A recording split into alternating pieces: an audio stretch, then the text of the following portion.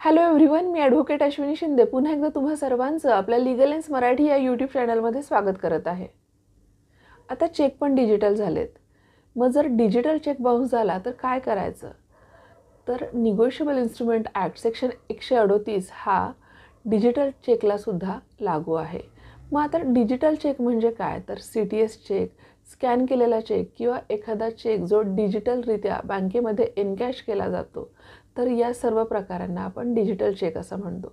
जर digital check bounce झाला तर प्रोसेस तीच आहे जी नॉर्मल चेक बाउन्सिंगच्या केसेसमध्ये केली जाते. म्हणजेच काय?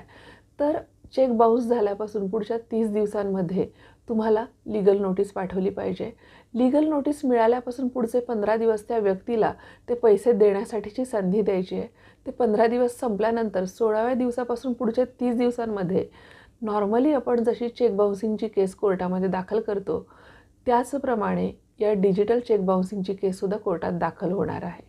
म्हणून लक्षात ठेवा, चेक डिजिटल असू देत किंवा कागदी, प्रोसेस तीच आहे, शिक्षाही तीच आहे. त्यामुळे सतर्क रहा आणि अशाच नवनवीन माहितीसाठी लीगल लेन्स मराठीला सबस्क्राईब करा. थँक्यू.